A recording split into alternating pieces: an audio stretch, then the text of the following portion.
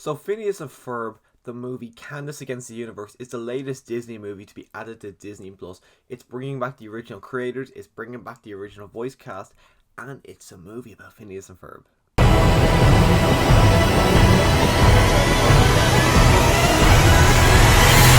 So I heard about this movie about a month or so ago, and when I heard about it, I was looking forward to it, but growing up, I was never a massive fan of Phineas and Ferb. I always watched it when it was on, but I never died to watch it. Like, I've seen the majority of the show. I probably wouldn't be surprised if I've seen the entire show.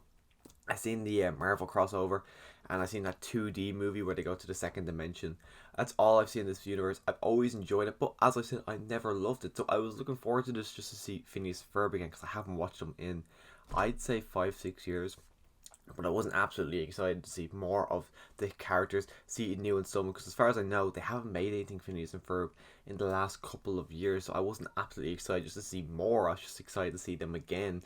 But this movie does kind of deliver, for me personally, what I love about the TV series. It's just so wacky. Now, the thing about it is, it's not really Phineas and Ferb. You spend the majority of your time, I think, you probably spend about 85% of your time with Candace, and then the other 25% with Phineas and Ferb. Now, I think I'm kind of probably a little bit more with them, but this is definitely Candace's movie. It kind of, her name's in the title. It's expected that this is Candace's movie. But I was just kind of surprised how we don't spend as much time with Phineas and Ferb as I was expecting to spend with them, because they are the title characters of the show, of this movie, of everything else. They are the title characters. I was expecting to spend a little bit more time with them, but we didn't spend as much time with them as I thought we were going to.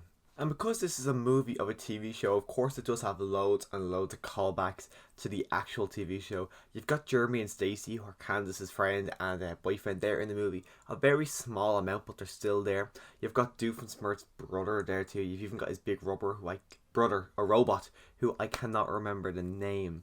And it's just got so many, like, a perfect Easter egg that everyone loves. And every time I see the picture, I immediately just think of it. But it's, Doofenshmirtz Evil Incorporated. Okay, guys, take it from the top.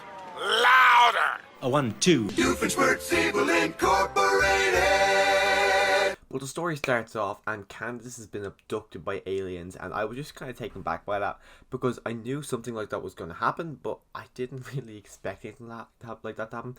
Now, I don't know, maybe in the later seasons, Phineas and Ferb went like this, but I never really remembered Phineas and Ferb going down these kind of ropes. I remember them building stuff like roller coasters, or even just, I can't remember other stuff, like they built a big concert hall. I remember all that kind of stuff. Remember they became like rock stars, but I never remembered aliens and all that kind of stuff coming in. So I don't know if this was new to the movie, or they kind of brought it in the later seasons, but I was just kind of taken back when it first happened, because I was like, oh, okay, so this is the kind of movie that this is going to be.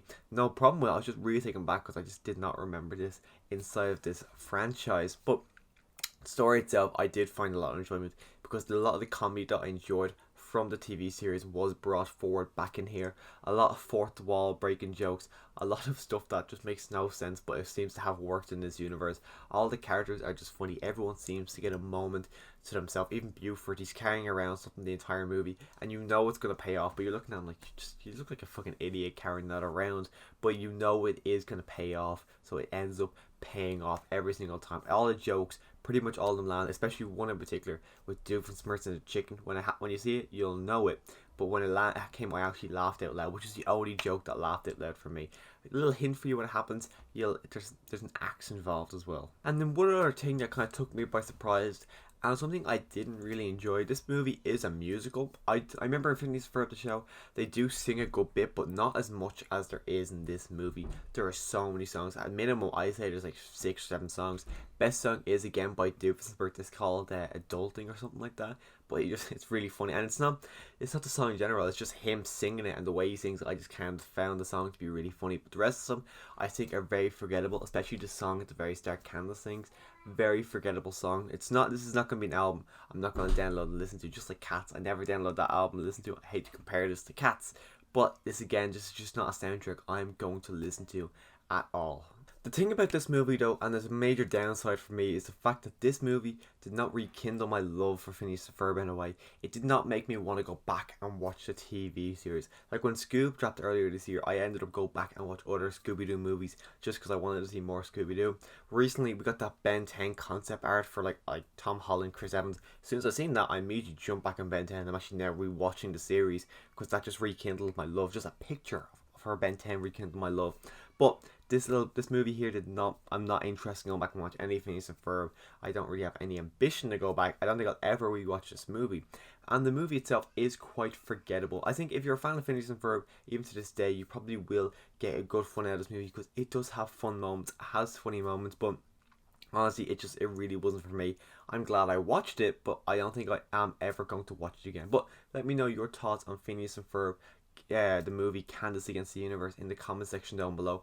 If you've loved it, the TV series, and you love this movie, or if you've never seen the TV series and you watch this movie for the first time, you probably thought this was a balls to the wall crazy movie. But anyways, let me know your thoughts in the comment section down below. Click the subscribe button so you can come back next time I do a movie review. Tenant's going to be in the next couple of days. I'm going to see New Mutants on Monday or Tuesday. I'm probably going to see Pinocchio, the live action movie, today. So all these movie reviews will be in the next week or so. So if you want to see my thoughts on these movies, just click the subscribe button.